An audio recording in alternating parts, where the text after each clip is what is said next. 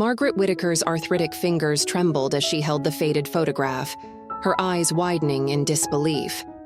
The image before her was unmistakable, yet impossible. She blinked hard, hoping it might change, but the truth remained stubbornly fixed on the glossy paper. It had started as an ordinary Thursday afternoon. Margaret, 78, had been tidying up their modest bungalow while her husband of 52 years, Harold, was at his weekly chess club meeting. As she hung up his tweed jacket, the one he insisted on wearing despite the warm spring weather, a small wallet-sized photo had fluttered to the floor. She'd bent down with considerable effort, her joints protesting to retrieve it. At first glance, she'd assumed it was an old picture of Harold from his youth, but as her eyes focused, confusion set in, followed swiftly by shock. The man in the photo was undoubtedly Harold. She'd recognize those piercing blue eyes and that crooked smile anywhere. But he looked exactly as he did now, at 80 years old, complete with his silver hair and the small scar above his left eyebrow from a cycling accident in his 60s. What made Margaret's heart race wasn't Harold's appearance, but rather the woman standing beside him. She was young, perhaps in her early 30s, with fiery red hair and a dazzling smile. Her arm was wrapped intimately around Harold's waist, and they both beamed at the camera with unmistakable joy. The background showed a sun-drenched beach, palm trees swaying in a gentle breeze. It was the type of vacation Margaret and Harold had always dreamed of taking, but never managed to afford on his modest teacher's pension and her part-time librarian's salary. Margaret sank into Harold's favorite armchair, her legs suddenly weak. Questions swirled in her mind like a tornado. Who was this woman? When was this photo taken? And how could Harold look so current? She flipped the photo over with shaking hands, hoping for some clue. In the bottom right corner, written in Harold's neat script, were the words, Bora Bora, 2023. Margaret's breath caught in her throat. 2023? But that was last year. Last year, when Harold had told her he was attending a week-long educational conference in Chicago. Last year, when she'd stayed home to care for their sickly cat, Muffin. The front door creaked open, startling Margaret from her reverie. Harold's familiar shuffling footsteps approached the living room. "Margaret, dear, I'm home," he called out cheerfully. "You won't believe it, but I finally beat old Gus at chess today. I've been trying for..." Harold's voice trailed off as he entered the room and saw Margaret sitting there, the photograph clutched in her hand, the color drained from his face. "Maggie," he whispered, using the pet name he reserved for their most intimate moments. "I can explain." Margaret looked up at her husband, this man she thought she knew better than anyone in the world. Her voice was barely audible when she spoke. "Who is she, Harold? And how is this possible?" Harold's shoulders sagged as he lowered himself onto the sofa across from her. He looked older than she'd ever seen him, the weight of secrets etched into every line on his face. "Her name is Dr. Eliza Blackwood," he began, his voice heavy with resignation. "And she's the reason I'm still alive." Margaret's brow furrowed in confusion. "What do you mean?" "You've always been healthy as a horse aside from your arthritis." Harold shook his head slowly. "Do you remember 10 years ago, when I had that bad bout of pneumonia?" Margaret nodded. It had been a terrifying time, with Harold hospitalized for weeks.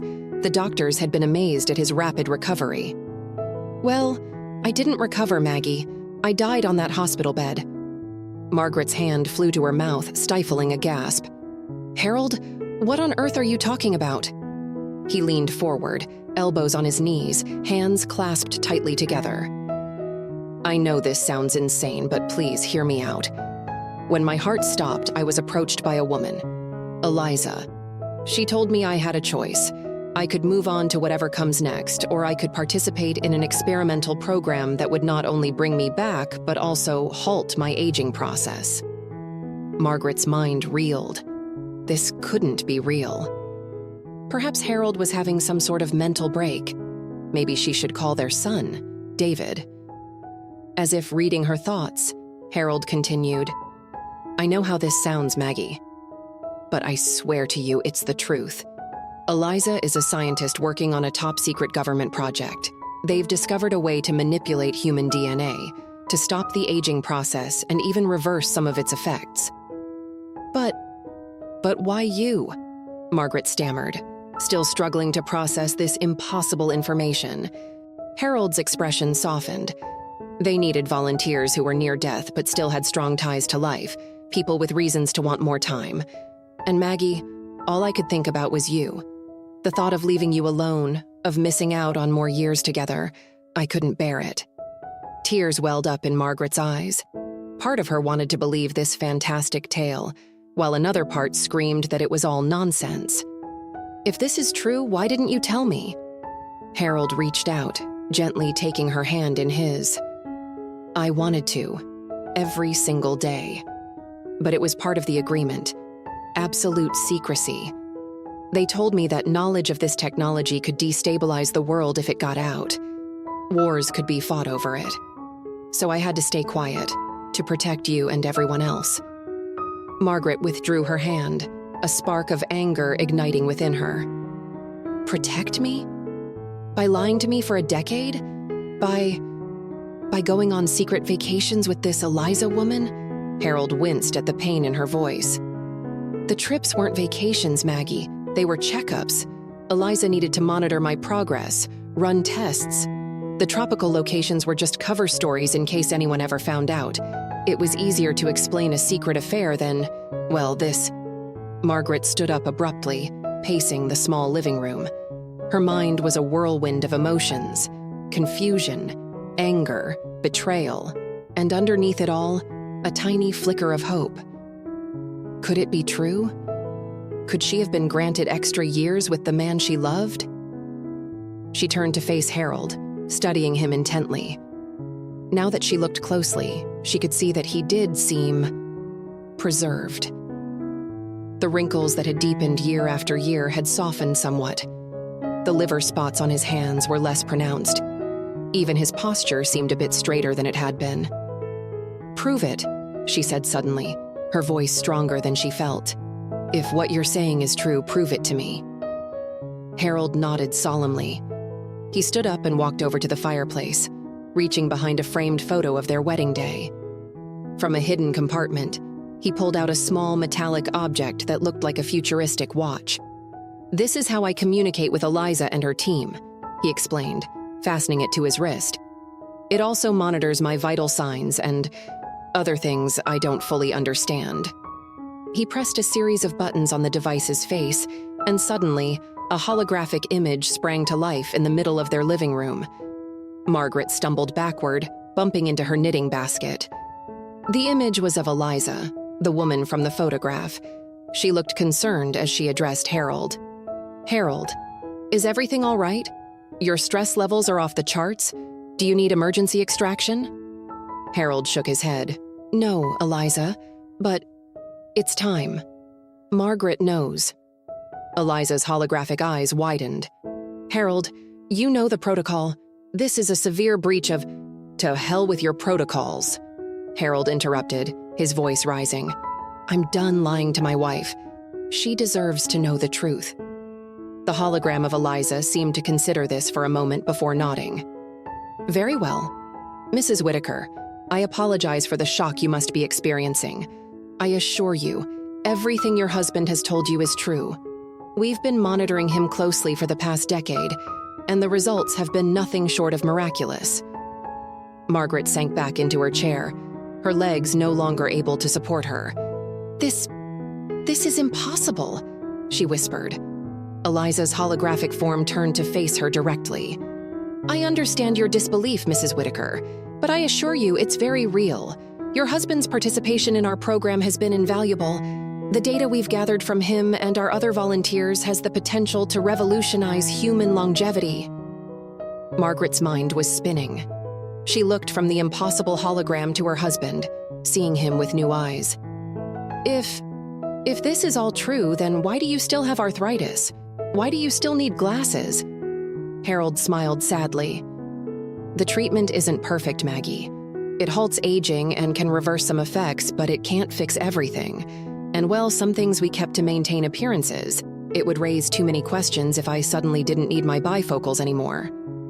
Eliza nodded in agreement. We've had to be incredibly careful.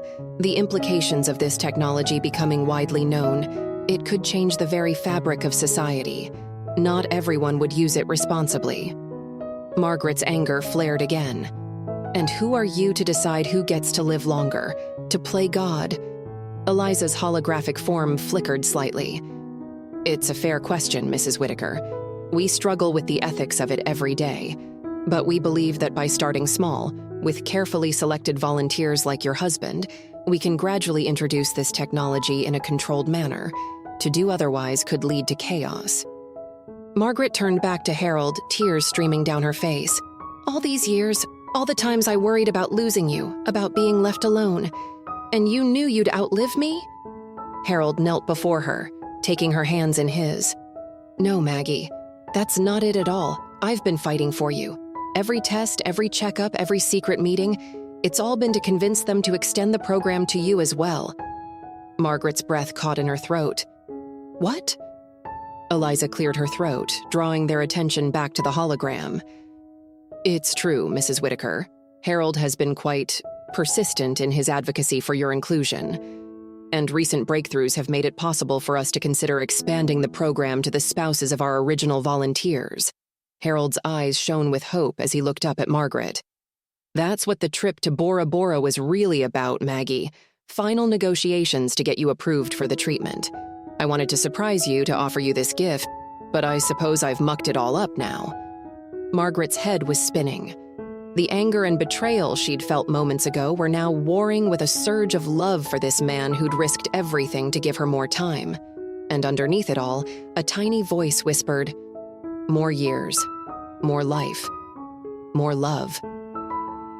I don't know what to say, she stammered, overwhelmed by the magnitude of the choice before her.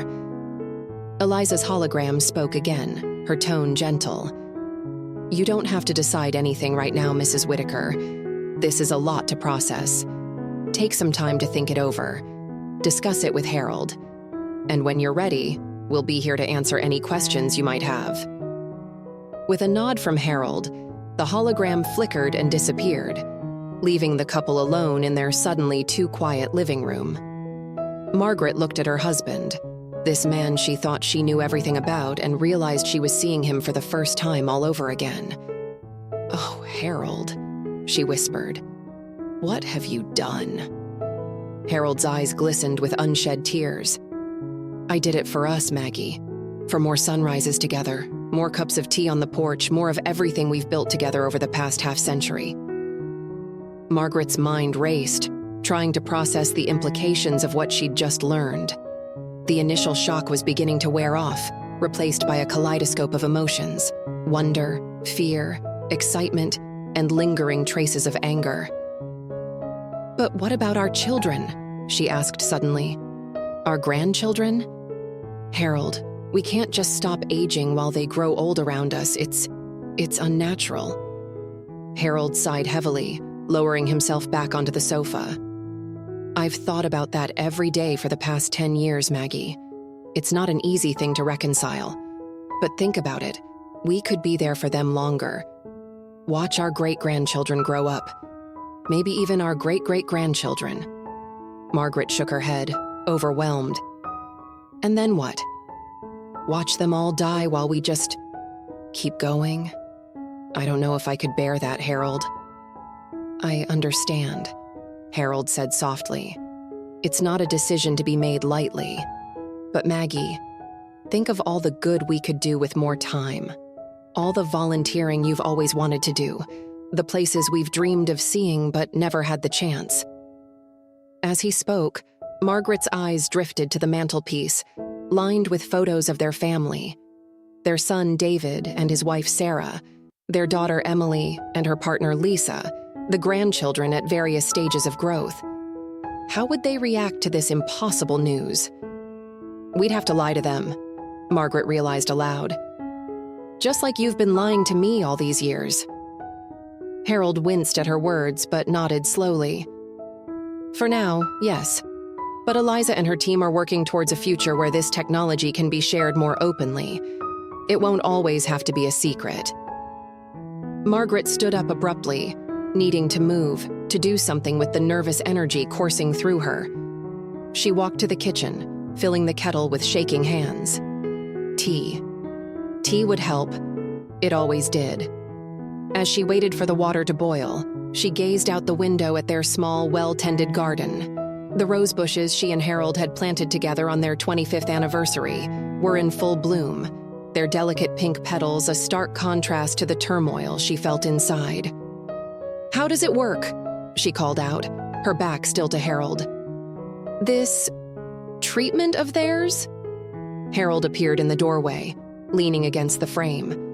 "It's complicated, and to be honest, I don't understand all the science behind it. There are injections involved and some kind of cellular reprogramming, I think they called it.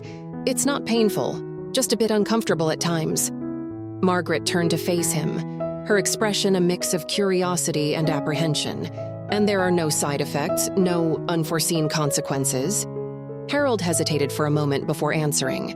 "There have been some challenges, nothing major," he added quickly, seeing the alarm on Margaret's face. "Some of the early volunteers experienced mood swings, temporary memory lapses, but Eliza and her team have refined the process. The benefits far outweigh any minor inconveniences." The kettle whistled, startling them both. Margaret busied herself with preparing the tea, the familiar ritual providing a small measure of comfort in the face of so much uncertainty. As she handed Harold his cup, milk, no sugar, just as he'd always taken it, a thought occurred to her. "Harold, if you haven't been aging, how have you hidden it from me all these years? Surely I would have noticed something." A small, rueful smile played at the corners of Harold's mouth. Well, that's where some of Eliza's more cosmetic innovations came in handy. I've been using a special cream that mimics the appearance of aging, temporary wrinkles, age spots, that sort of thing." Margaret's eyes widened in disbelief.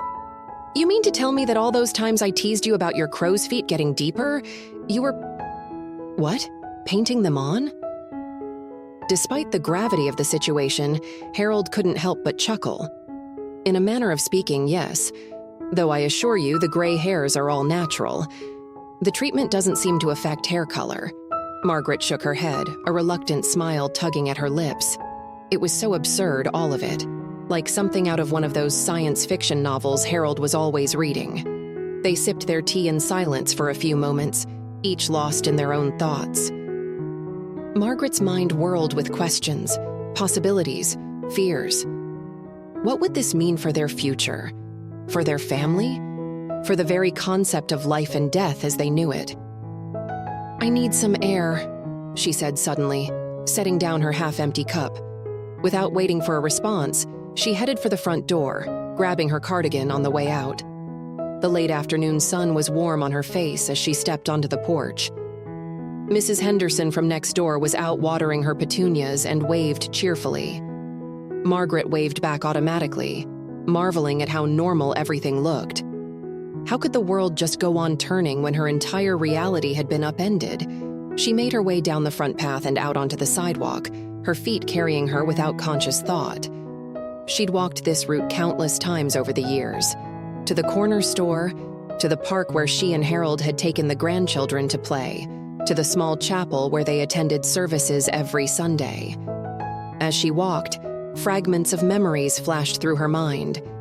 Harold, young and dashing in his Air Force uniform, asking her to dance at a USO event, the nervous tremor in his voice when he proposed 6 months later, the pride in his eyes when she'd earned her library science degree after years of night classes while raising their children, 52 years of marriage, a lifetime of shared joys and sorrows, triumphs and setbacks. And now they were being offered more. So much more. Margaret found herself at the small community garden where she volunteered on weekends. Without really thinking about it, she entered, breathing in the rich scent of earth and growing things. She made her way to the plot she tended, filled with herbs and vegetables that she used to make soups for the local shelter. As she knelt to pull a few stubborn weeds, her mind drifted to all the plans she and Harold had made for their retirement. The trips they'd talked about taking, the hobbies they'd wanted to pursue but never seemed to find the time for. With this treatment, they could do all of that and more. But at what cost?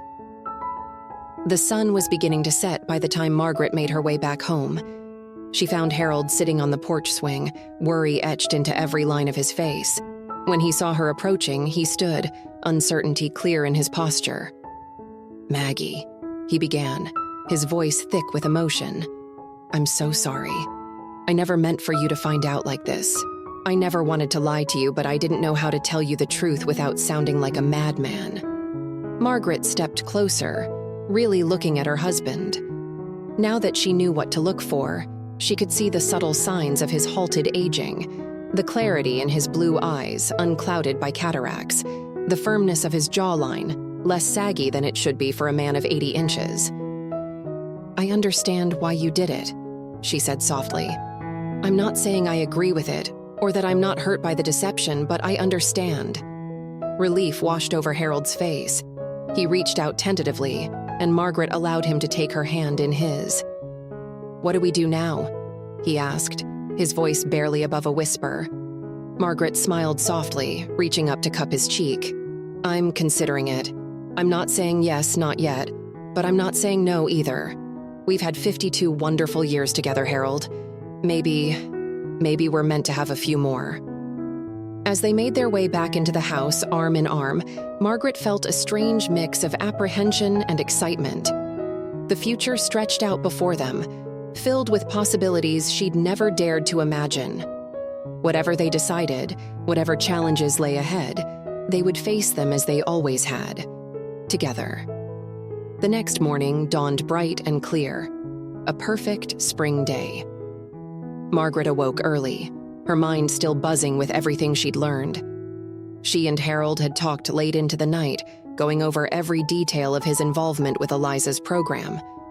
As she made her way downstairs, she found Harold already in the kitchen, a spread of her favorite breakfast foods laid out on the table. The sight brought a lump to her throat. It was so reminiscent of the early days of their marriage when he'd surprise her with breakfast in bed every Sunday. "Good morning, Maggie," he said softly, pulling out a chair for her. "I hope you were able to get some sleep." Margaret sat down, touched by the gesture. "Some," she admitted. "My mind was racing most of the night. I suspect yours was too?" Harold nodded, taking the seat across from her. "I kept thinking about all the things I should have told you years ago, all the moments I wanted to share this with you but couldn't." As they ate, they continued their discussion from the night before. Margaret had a list of questions she'd jotted down, and Harold patiently answered each one, occasionally consulting the strange device on his wrist for more detailed information. "So, if I were to agree to this," Margaret said, pushing her plate aside, "what would the process be like? Would I have to go away for treatments like you did?" Harold shook his head. "Not necessarily. Eliza says they've refined the process. Most of it could be done right here at home, with just a few short trips for more intensive treatments." Margaret nodded slowly, taking it all in. "And our family? Our friends? How do we explain this to them?" Harold sighed, running a hand through his silver hair. "That's the hardest part, I think. We'd have to be very careful, very subtle. Maybe a new skincare routine to explain any visible changes. Hair dye to maintain the gray. We'd have to limit our time with them, too, to prevent them from noticing too much." The thought of distancing themselves from their loved ones made Margaret's heart ache. "I don't know if I can do that, Harold. Lie to our children, our grandchildren." "I know," Harold said softly, reaching across the table to take her hand. "It's not easy, but think of all the extra time we'd have with them, all the milestones we'd get to see." As they cleared the breakfast dishes together, a comfortable silence fell between them. It was almost like any other morning in their long life together, except for the weight of the decision hanging over them. "I think," Margaret said finally, as she dried the last plate, "I think I'd like to speak with Eliza myself, to hear more about this program from her perspective. Harold's face lit up with hope. Of course. I'm sure she'd be happy to talk with you. Shall I contact her now? Margaret shook her head. Not yet. I need a little more time to process everything. Maybe this evening? Harold nodded, understanding in his eyes. Whatever you need, Maggie. There's no rush. As Harold left for his usual morning walk, Margaret found herself drawn to the old photo albums in the living room. She spent the next few hours poring over them, tracing their life together through faded photographs and ticket stubs. There they were on their wedding day, young and radiant with hope for the future. Harold in his cap and gown at his college graduation, Margaret beaming proudly at his side. The birth of their children, family vacations, holiday gatherings. A lifetime of memories captured in these pages. As she turned to the more recent photos, Margaret found herself studying Harold's face more closely. Now that she knew what to look for, she could see the subtle differences. The lack of new wrinkles, the consistent vitality in his eyes. It was late afternoon by the time Harold returned. He found Margaret in the garden, tending to her beloved roses. "How are you feeling?" he asked gently, kneeling down beside her. Margaret sat back on her heels, wiping a smudge of dirt from her cheek. "Overwhelmed," she admitted, "but curious. I think I'm ready to talk to Eliza now." Harold's face broke into a relieved smile. "I'll set it up right away." An hour later, they sat side by side on the sofa, facing the holographic image of Dr. Eliza Blackwood. In person, or as close to in person as a hologram could be, Eliza was even more striking than in the photograph. Her red hair was pulled back in a neat bun, and her green eyes were sharp with intelligence. "Mrs. Whitaker," Eliza began, her voice warm and professional. "It's a pleasure to finally meet you. I understand you have some questions about our program?" Margaret nodded, suddenly feeling nervous. "Yes, I suppose I do. First and foremost, I'd like to know more about the long-term effects of this treatment. Harold says it's been 10 years for him. But what about beyond that? What happens in 20 years? Einbadu, 100 degrees? Eliza's holographic form nodded approvingly. "An excellent question. The truth is, we don't have data beyond the 15 years our program has been running. However, all projections and simulations suggest that the effects are sustainable indefinitely, barring any unforeseen circumstances." Margaret's mind reeled at the implication. Indefinitely. It was one thing to think about a few extra years, but this was something else entirely. "And what about ending it?" Margaret asked hesitantly. "If someone decided they'd had enough, could the process be reversed?" A flicker of something, sadness, concern, passed over Eliza's face. "We haven't attempted to reverse the process yet. Theoretically, it should be possible, but it would likely be a gradual return to normal aging, rather than an immediate reversion." As the conversation continued, Margaret found herself alternating between fascination and trepidation. The scientific explanations were often beyond her comprehension, but the potential implications were clear. This wasn't just about extending life, it was about redefining it entirely. "Mrs. Whitaker," Eliza said finally, her tone gentle, "I want you to understand that this isn't a decision to be made lightly. It will change your life in ways you can't yet imagine. But I also want you to know that we're not just prolonging life for the sake of it. We believe this technology has the potential to solve some of humanity's greatest challenges. Imagine the scientific breakthroughs that could be achieved with scientists who have centuries to dedicate to their work." Margaret nodded slowly, her mind whirling with possibilities. "And you think Harold and I could contribute to that?" Eliza smiled warmly. "Absolutely. Your experiences, your wisdom, these are invaluable resources. And more importantly, you and Harold represent something crucial to our research, a long-term, committed relationship. The psychological impact of this treatment on couples is an area we're particularly interested in studying." As the hologram flickered out, Margaret turned to Harold, her expression a mix of wonder and uncertainty. "It's all so much to take in," she murmured. Harold wrapped an arm around her shoulders, pulling her close. I know, Maggie. And if you decide it's not for you, I'll understand. We can find a way to reverse my treatment, to grow old together like we always planned.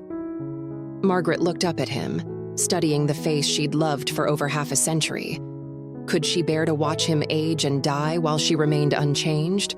Or worse, to leave him behind if she chose not to undergo the treatment? I need to sleep on it, she said finally. To really think about what this means for us, for our family. Harold nodded, pressing a gentle kiss to her forehead. Of course. Take all the time you need. That night, as Margaret lay awake in bed, her mind raced with thoughts of the future. Images flashed before her closed eyes. Harold and herself, eternally middle-aged, watching their great-great-grandchildren graduate from college.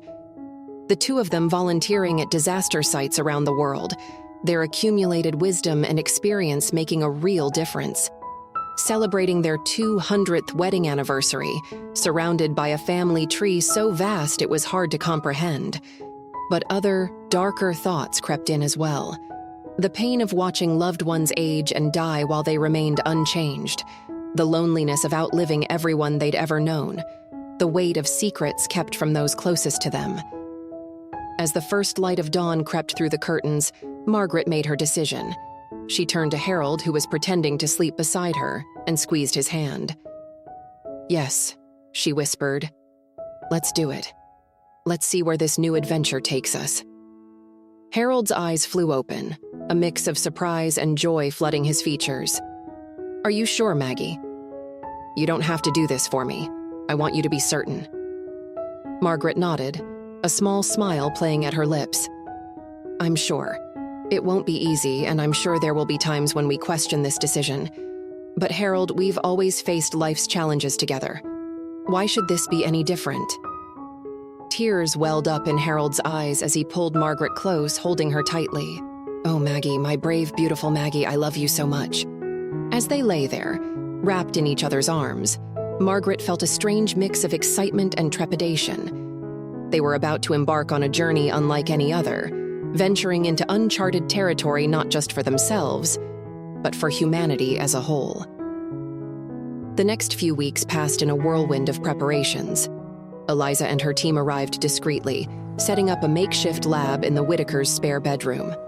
Margaret underwent a series of tests and evaluations, each one more thorough than the last. Throughout it all, Harold was by her side, holding her hand through the blood draws and scans, explaining the more complex scientific concepts as best he could. His unwavering support and enthusiasm helped calm Margaret's occasional doubts and fears. Finally, the day of the first treatment arrived. Margaret sat nervously on the edge of the bed, watching as Eliza prepared a series of injections. Now, Mrs. Whitaker, Eliza said, her tone reassuring, you may experience some discomfort and fatigue over the next few days. This is entirely normal as your body begins to adapt to the treatment. If you experience any severe pain or unusual symptoms, please don't hesitate to contact us immediately. Margaret nodded, squeezing Harold's hand tightly as the first needle pierced her skin. As the strange, silvery liquid entered her bloodstream, she felt a tingling sensation spreading through her body. The days following the initial treatment were challenging. Margaret experienced waves of nausea and dizziness, and at times it felt as though her very cells were vibrating. But Harold was there through it all, bringing her tea and toast when she could keep nothing else down, reading to her when her head ached too much to focus on a book herself. As the weeks passed, the side effects gradually subsided, and Margaret began to notice subtle changes. The persistent ache in her joints that she'd grown accustomed to over the years began to fade. Her eyesight, which had been steadily deteriorating, seemed to sharpen. One morning, about 2 months after the first treatment, Margaret stood before the bathroom mirror, studying her reflection. The changes were subtle but undeniable. The deep creases around her eyes had softened. The sagging skin along her jawline had tightened ever so slightly. "Harold?" she called out, her voice trembling slightly. "Harold, come look at this." Her husband appeared in the doorway, a knowing smile on his face. "You're seeing it now, aren't you?" The changes? Margaret nodded, unable to tear her eyes away from her reflection. It's incredible. I feel like I'm looking at a photograph of myself from 10 years ago. Harold wrapped his arms around her from behind, resting his chin on her shoulder. You're beautiful, Maggie. You always have been, and you always will be. As the months went by, Margaret found herself adapting to her new reality. The regular treatments became a part of their routine, as normal as taking vitamins or going for a checkup. She and Harold worked closely with Eliza's team, meticulously documenting every change, every sensation, every milestone in this unprecedented journey. But with the excitement and wonder came new challenges. The first time their daughter Emily commented on how well they were aging, Margaret felt a pang of guilt. When their grandson Tommy asked why Grandma and Grandpa never seemed to get any older, Harold had to quickly change the subject. The weight of their secret began to take its toll. They found themselves making excuses to avoid extended family gatherings, fearful that prolonged exposure might lead to awkward questions. Their circle of friends gradually shrank, limited to those who didn't know them well enough to notice the lack of aging. One crisp autumn evening, about a year after Margaret's first treatment, the couple sat on their porch swing, watching the sunset. The air was filled with the scent of fallen leaves and wood smoke from a neighbor's chimney. "Do you ever regret it?" Margaret asked softly, breaking the comfortable silence. "Agreeing to the treatment all those years ago?" Harold was quiet for a long moment, his thumb tracing gentle circles on the back of Margaret's hand. "Sometimes," he admitted finally. "When I think about all the lies, all the secrets we have to keep. But then I look at you, at the life we're building together, and I know I made the right choice." Margaret nodded, leaning her head on his shoulder. "I feel the same way. It's not easy, but the thought of all we might accomplish, all we might see, it makes it worthwhile, doesn't it?" As if on cue, Harold's communication device beeped softly. He glanced at it, a small smile playing at his lips. "Eliza says they've had a breakthrough in their research. Apparently, the data from our last round of tests has opened up new possibilities for regenerative medicine." Margaret's eyes widened. "You mean—" Harold nodded, excitement clear in his voice. "They think they might be able to use what they've learned from us to help people with degenerative diseases, to repair damaged organs, maybe even regrow limbs someday." A warmth spread through Margaret's chest. This, she realized, was why they had agreed to this incredible, terrifying journey. Not just for themselves, but for the potential to help others, to contribute to advancements that could change the world. As the years passed, Harold and Margaret found themselves at the forefront of a quiet revolution. They watched from the sidelines as Eliza's team made breakthrough after breakthrough, their research expanding far beyond mere life extension. They celebrated their 60th wedding anniversary surrounded by family, their youthful appearance explained away as good genes and a healthy lifestyle. If their children noticed anything unusual, they didn't mention it. One sunny afternoon, as they walked hand in hand through the park where they'd once pushed their grandchildren on the swings, Margaret turned to Harold with a mischievous glint in her eye. "You know," she said, a smile playing at her lips, "I've been thinking. We've seen so much, learned so much. Maybe it's time we did something with all this knowledge and experience." Harold raised an eyebrow, intrigued. "What did you have in mind, Maggie?" Margaret's smile widened. "Well, we've always talked about traveling, seeing the world. But what if we did more than that? What if we used our unique situation to make a real difference?" And so began the next chapter of their extraordinary life together. With the discreet support of Eliza's organization, Harold and Margaret embarked on a series of humanitarian missions around the globe. Their apparent age made them unremarkable, just another retired couple doing volunteer work. But their decades of accumulated wisdom, combined with their seemingly boundless energy, allowed them to make an impact far beyond what anyone might have expected. They helped build schools in remote villages, worked on cutting-edge sustainable agriculture projects, and lent their expertise to disaster relief efforts. All the while, they continued to provide invaluable data to Eliza's team, their bodies and minds a living testament to the potential of the treatment they'd undergone. As they approached what would have been their 80th wedding anniversary, Harold and Margaret found themselves sitting once again on their porch swing, just as they had countless times before. The world around them had changed dramatically. Sleek, silent electric cars glided past their house, and the night sky was dotted with the twinkling lights of orbital habitats. "Did you ever imagine we'd see all this?" Margaret asked, gesturing to the futuristic landscape before them. Harold shook his head, a look of wonder on his still youthful face. "Never in my wildest dreams, Maggie. Sometimes I still can't believe it's real."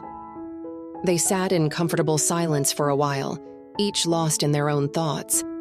Finally, Margaret spoke again, her voice soft but firm. "I think it's time, Harold." He turned to her, understanding dawning in his eyes. "You mean—" Margaret nodded. "We've had more time than we ever dreamed possible. We've seen and done things most people couldn't imagine. But I think I'm ready for whatever comes next." Harold took her hand in his, bringing it to his lips for a gentle kiss. "Together?" he asked, echoing a promise they'd made so many years ago. Margaret smiled, tears glistening in her eyes. "Together," she confirmed. As the sun set on another day in their extraordinary life, Harold and Margaret Whitaker held each other close, ready to face their next great adventure. They had rewritten the rules of time, pushed the boundaries of human existence, and through it all, their love had remained constant, a beacon guiding them through uncharted waters. Their story would live on, not just in the scientific advancements they'd helped to create, but in the lives they'd touched, the changes they'd inspired. And as they prepared to step into the unknown once more, they did so with the same courage and curiosity that had defined their remarkable journey. For Harold and Margaret, it wasn't about cheating death or clinging to youth. It was about making every moment count, about using the gift of time to leave the world a little better than they'd found it. And in that, they had succeeded beyond their wildest dreams. As the first stars began to twinkle in the darkening sky, they shared a look of understanding. Whatever lay ahead, they would face it as they always had. Side by side, hand in hand, their love a force as timeless as they had become.